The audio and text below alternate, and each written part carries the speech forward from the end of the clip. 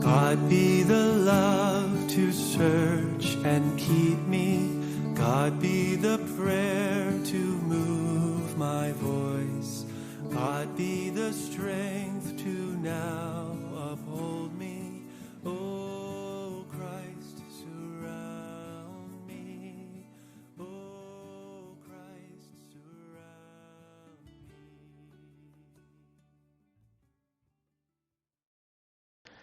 Bueno, hermanos, damos gracias al Señor por esta mañana más, que podemos reunirnos también en oración en torno también a la palabra del Señor y también nuestra alabanza al Señor, por supuesto, empezando este día. En estas lecturas que hemos hecho, en la primera lectura de Génesis, en el capítulo 4, ya estamos viendo cómo después de la caída de Adán y Eva en el capítulo 3, ¿verdad?, que arrastra a toda la creación y a la humanidad en el pecado, en la corrupción, en la concupiscencia, en la muerte, ¿no?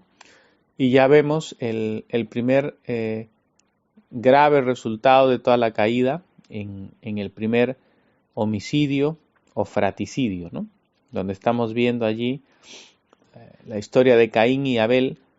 No nos da tampoco muchos detalles el Génesis, pero tengamos en cuenta que el Génesis es un documento tan antiguo, ¿no? O sea, estamos hablando de tantísimos años, ¿no?, que el Génesis fue escrito, y muchas de esas partes fueron compiladas por Moisés. O sea, todos esos primeros capítulos del Génesis no son una autoría original, digamos, de Moisés, sino que son una compilación de Moisés, ¿no?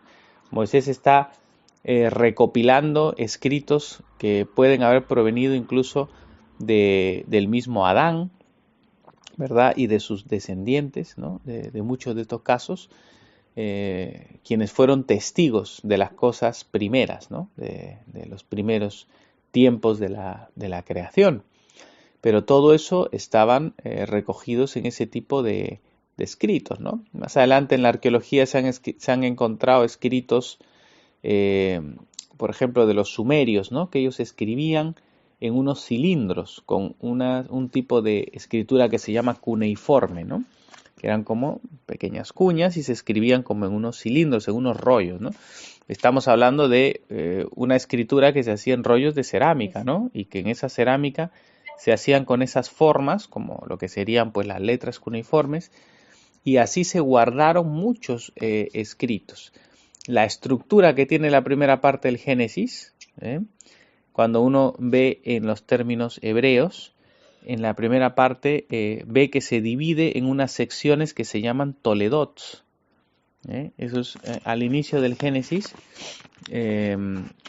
Por ejemplo, para ver eso, en el capítulo 2, por ejemplo, cuando dice, ¿no?, en el capítulo 2, versículo 4, dice: estos son los orígenes de los cielos y la tierra cuando fueron creados, ¿verdad? En el versículo 4, ¿no?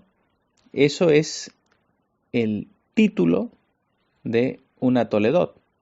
Esto no coincide con los números de capítulos y versículos que se han puesto recién en el siglo XIV, ¿no? Sino que en la Biblia hebrea no habían números. Y esto era una sección, ¿no? Aquí inicia una sección donde dice: estos son los orígenes de los cielos y de la tierra cuando fueron creados, ¿no? Otra parte en la que inicia, y ahí es la palabra hebrea Toledot, ¿no? Estas son las Toledot, y eso marca el inicio de prácticamente cada una de las secciones al inicio de esto, ¿no? Por ejemplo, otra de esas encontramos en el capítulo 5, ¿no? En el capítulo 5, por ejemplo, nos vuelve a decir, vuelve a usar esta misma expresión en hebreo, ¿no?, donde dice: este es el libro de las generaciones de Adán. Allí en hebreo utiliza no generaciones, sino Toledot. Este es el libro, ¿no? Sefer Toledot sería en hebreo, Sefer libro, Toledot. Toledot es esa palabra que se traduce como generaciones, en muchos de de las partes del Génesis. En otras se traduce como orígenes también, como hemos visto. Entonces, es nada más para que tengamos una idea de cómo esa estructura del libro del Génesis es testigo de esa escritura antigua, porque eso era típico en las escrituras que se han encontrado, por ejemplo, en los sumerios, ¿no? Tenían ese tipo de secciones y de forma de transmitir los testimonios de los antiguos. Entonces, lo que se ve aquí es a Moisés, que ha recopilado estas Toledot o estas historias que ya venían desde el principio, y las recopila, obviamente inspirado por el Espíritu Santo, y así es como tenemos formado el testimonio del Génesis desde la creación, lo cual es obviamente una cosa pues increíble para nosotros, ¿no? Poder tener esto en nuestras manos, ¿no? Todo este testimonio desde el principio. Bueno, y de todo esto que se fue recogiendo, de estas tradiciones antiguas, ¿no? Que se fueron recogiendo así de forma escrita y que Moisés recopila, llegamos pues a este capítulo 4, donde estamos viendo, como digo, este primer fratricidio, y estamos viendo cómo realmente, ya hemos mencionado en otro tiempo, desde el principio, la idea del sacrificio siempre ha sido el corazón de la adoración, ¿verdad? En toda la historia de la humanidad. Por eso es que llega a su clímax en el sacrificio de Cristo, que se entrega por nosotros, y la iglesia se reúne en torno al sacrificio de Cristo, porque ahí está el corazón de la adoración y de lo que Dios recibe para nuestra salvación. Pero aquí vemos que ya desde el principio Abel y Caín ofrecen a Dios. Y ofrecen, hemos dicho siempre, el sacrificio está relacionado con ofrecer lo mejor, las primicias, lo que es lo mejor. Y aquí se produce este sacrificio, ¿no? Esta ofrenda tanto de Caín como la ofrenda de Abel. La ofrenda de Caín fue una ofrenda o un fruto de la tierra, ¿verdad? Y la de Abel fue una ofrenda animal. Aquí no nos explica exactamente por qué, o sea, cuál es exactamente el punto, no nos lo dice el texto literalmente, ¿no? Por el cual Dios se agrada del sacrificio de Abel y no del de Caín, no nos lo dice exactamente, ¿vale? Allí se ha barajado muchas situaciones, probablemente la situación sea que es solo Abel el que ofrece realmente de sus ovejas lo más gordo de ellas, ¿no? Es decir, primero ofrece un animal y una oveja, y todo esto puede estar ya apuntando al sacrificio de Cristo, ¿no? Ese sacrificio de las ovejas, porque Jesús luego será el Cordero de Dios. Pero Caín no, Caín solamente ofrece un fruto de la tierra, ¿no? Entonces puede ser que allí esté el problema en lo que ofrece cada uno, ¿no? Y sí enfatiza que lo que ofrece Abel es de lo más gordo de ellas, es decir, él sí ofrece lo mejor, realmente, lo mejor. Probablemente Caín no lo está haciendo. Entonces, el Señor no mira con agrado esa ofrenda de Caín, pero sí la de Abel. Y decayó su semblante, y aquí se puede ver casi sin duda un corazón lleno de ira y de envidia, ¿no? Lleno de enojo ya de Caín hacia Abel, ¿no? Un corazón que se llena de envidia, lo cual es el pecado, según los padres de la iglesia también, el pecado principal de Satanás, por el cual tentó a Eva y a Adán para hacerlos caer, es decir, la envidia de que el ser humano se ha hecho imagen y semejanza de Dios, ¿verdad? Para ser llamado hijo de Dios y no él, ¿no? Entonces hay una envidia allí que lleva a tentar a Adán y Eva para hacerlos caer. Y muy probablemente lo que estamos viendo aquí en el corazón de Caín de Caín es envidia. Una envidia que crece tanto que le lleva hasta asesinar a su propio hermano, ¿no? Entonces, por eso el Señor incluso le advierte, ¿no? Y le dice, ¿por qué te has ensañado? ¿Por qué ha decaído tu semblante? ¿No? ¿Por qué te pones así? ¿No? En vez de arrepentirte, ¿no? Porque es un llamado al arrepentimiento de parte de Dios, ¿no? Está diciendo, arrepiéntete más bien de esto, ¿no? Y ofrece lo correcto, en todo caso, ¿no? Ahora, si bien hicieres, no serás enaltecido, lo está llamando, ¿no? Al arrepentimiento. Y si no hicieres bien, el pecado está a la puerta. con todo esto, a ti será su deseo y tú te enseñorearás de él. Y aquí ya le está advirtiendo el Señor que el pecado está ahí a la puerta, está en esa situación de tentación, pero finalmente es Abel el que no oye la voz de Dios, se enaltece y se enseñorea, Caín, y se enseñorea de su hermano, ¿no? De inmediato va y ¿qué hace? Pues ya nos dice el relato que de inmediato en el campo se levantó contra su hermano y lo mató.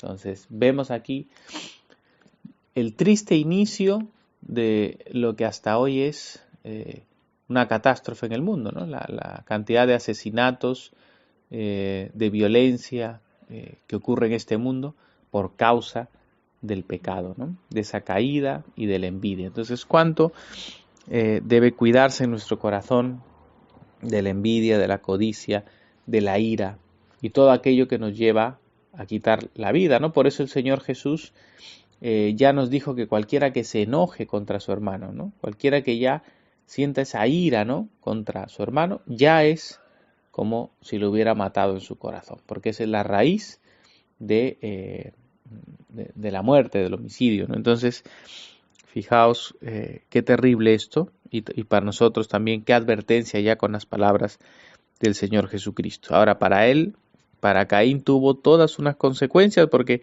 el Señor le pregunta, ¿qué has hecho? Le dice, la sangre de tu hermano clama a mí desde la tierra. Es decir, siempre en el Antiguo Testamento, bueno, y en el Nuevo también, ¿no? Nos muestra que Dios ve la sangre derramada injustamente, ¿no? Y esa sangre, dice él, clama contra mí. Es decir, eso es una figura que utiliza la Escritura para decirnos que Dios no va a dejar impune nada, ¿no? Ningún asesinato ni la muerte del ser humano, porque el ser humano es creado a imagen y semejanza de Dios, y Dios va a juzgar todas estas cosas. Por supuesto que Dios perdona cuando nos arrepentimos y vamos realmente a Él, pero podemos tener bien claro que Dios en su juicio no pasa por alto las cosas. Si es que no han quedado perdonadas y lavadas por la sangre de Cristo, Dios no va a pasar por alto los asesinatos, la muerte y toda la violencia que vemos en este mundo, ¿verdad? Y Caín es sujeto a un juicio de Dios, ¿verdad? Y lo deja como un errante y extranjero en la tierra y estará bajo una maldición, ¿verdad? Está maldito, le dice el Señor, por haber derramado la sangre de su hermano. Y Caín pues considera eso, por supuesto, un gran juicio y se esconde en la presencia de Dios y se va como errante. Pero de allí vemos que incluso le pone una marca, una señal para que no muera, ¿no? Es como que esto se puede interpretar de varias maneras, ¿no? Pero puede ser incluso algo de misericordia de Dios, ¿no? Porque Él dice, cualquiera que me vea me matará. Y es como que Dios le pone una señal para que no le maten en venganza, ¿no? A Caín, porque ya la violencia estaba desatada en este mundo, ¿no? Y también puede ser una marca también como una penitencia para él, como un castigo y un juicio para él, como errante, ¿no? Para que nadie le matara, ¿no? Y salió Caín delante del Señor y habitó en toda esa tierra, pero vemos que ahora Caín también conoce a su mujer, concibe, ya vemos la descendencia de Caín, ¿verdad? Hay un linaje que procede de Caín, que también en Génesis nos muestra un linaje que no es el linaje bueno, que no es la línea, digamos, buena, sino que Caín va a representar esa humanidad caída por el lado de la muerte, del homicidio, del pecado, y por el otro lado va a estar este nuevo hijo de Eva, que es Set, ¿no? Y la línea de Set va a mostrar más bien el lado, el que reemplaza a Abel. Los setitas o la línea de Set va a ser la línea buena, digamos, ¿no? Por donde proviene la esperanza de una nueva humanidad después de esta caída, ¿no? Entonces, en el lado de Caín aparece este Enoc, que no es el Enoc del lado bueno. Este es el Enoc cainita, que es un Enoc de esa línea mala. el Enoc que conocemos, el que agradó a Dios y andó con Dios y fue llevado al cielo, ese Enoc es de la línea de Set, ¿no? Es un Enoc de la línea buena, ¿vale? Pero aquí vemos de esta línea de Caín, nos llama mucho la atención Lamec, ¿verdad? Que ya se le ve también un hombre lleno de violencia y de venganza, ¿no? Porque ya nos habla ahí de generaciones que vienen de él, de los que habitan en tiendas, y de allí se van formando incluso todos los grupos y naciones que muchos de ellos hasta el día de hoy heredan, ¿no? Características de los pueblos, de las naciones, ¿no? Pero bueno, este hombre, Lamec, vemos aquí sus palabras ya llenas de violencia, llenas de venganza, ¿no? Él le dice a sus dos mujeres, ¿no? Que a un varón mataré por mi herida y a un joven por mi golpe, ¿no? Si 7 veces será vengado Caín, que era su antepasado, ¿no? Le dice Lamec, en verdad 70 veces 7 lo será, ¿no? O sea, ¿qué estamos viendo aquí, no? En este linaje y en este personaje estamos viendo una, ¿cómo podemos llamarle, no? Una exaltación de la venganza, ¿verdad? Y de la violencia, de la muerte, ¿no? Si Caín fue ya pecador y malo por matar a su hermano, este hombre está mostrando un corazón lleno, muy lleno de venganza, de odio, de muerte, de violencia, ¿no? Y vemos cómo la cosa va a peor.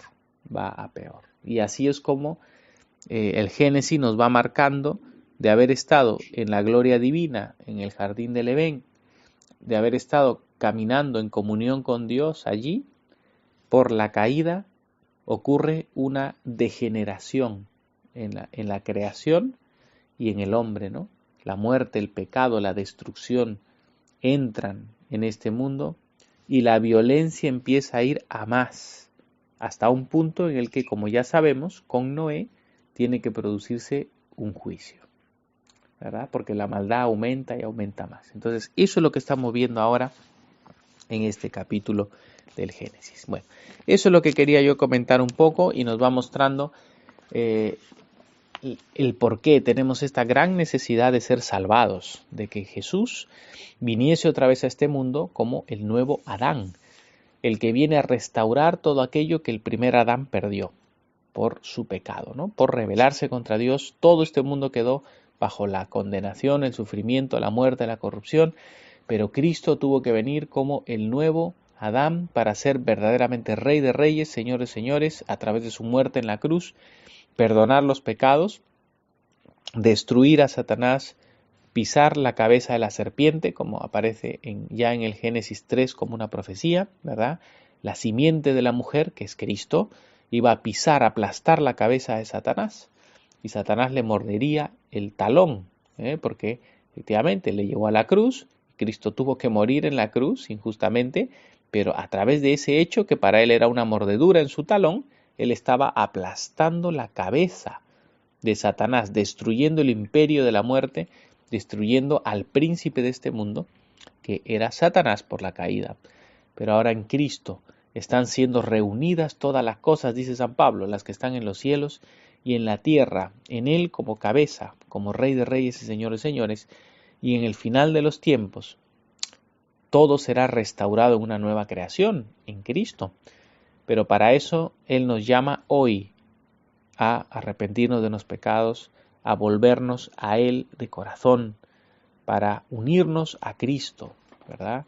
Confesando su nombre, siendo bautizados en Él y caminando en fidelidad a Él hasta el final, vamos a ser parte plena de ese reino. Así que la gracia del Señor nos ayuda, hermanos, a seguir adelante con esa esperanza en nuestros corazones, viendo cómo Dios en Cristo está restaurando todo aquello que por el pecado y por la caída fue tan dañado, ¿verdad? Como hemos visto hoy. Que la paz del Señor esté con todos en este día. En nombre del Padre, y del Hijo, y del Espíritu Santo. Amén. God be the love to search and keep me. God be the prayer to move my voice. God be the strength to now